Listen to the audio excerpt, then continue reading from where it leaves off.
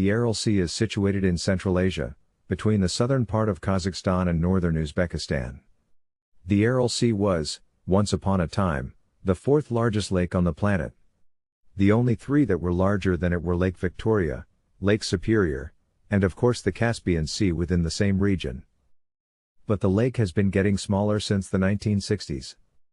As you might suspect, it has not been shrinking of its own accord.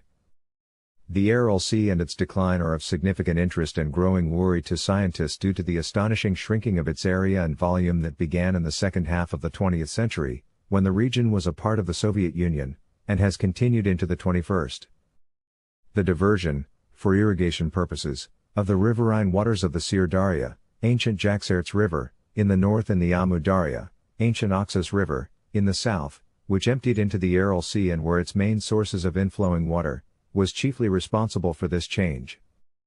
Beginning around 1960, the water level of the Aral Sea progressively and dramatically decreased due to the diversion of water from the Amu Darya and Darya rivers for agricultural irrigation purposes.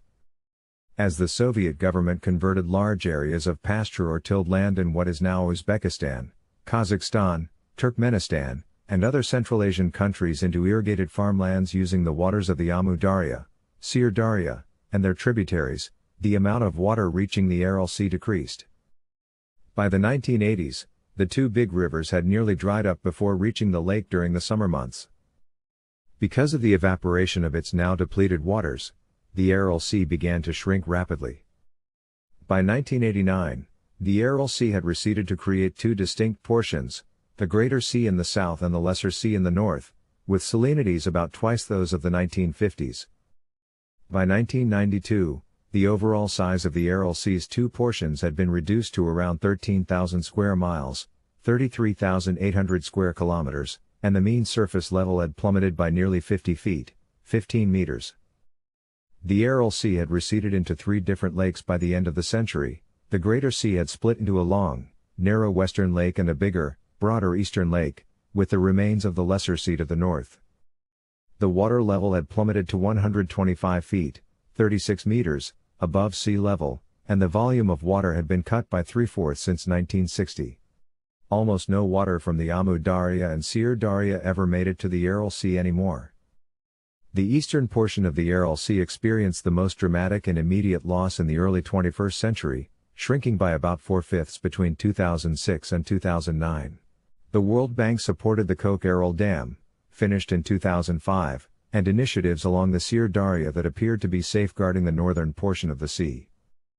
Despite some intake of water from the north, the southern portion, both the eastern and western lobes, but especially the eastern, continued to decline. For a while after 2010, the eastern lobe was completely dry.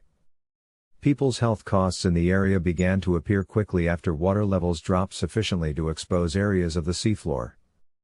As a result, the residents of the area have experienced extremely high rates of health problems, ranging from throat cancer to anemia and kidney illness, and infant mortality in the region has been among the highest in the world. Unfortunately, this is not an isolated incident. Lake Mead in the United States is drying up at a rapid and alarming pace. While progress is important for the human race, should it come at such an astronomical expense? Awareness leads to change. Now that we are aware, let's play our part, big or small, to prevent such disasters from happening again.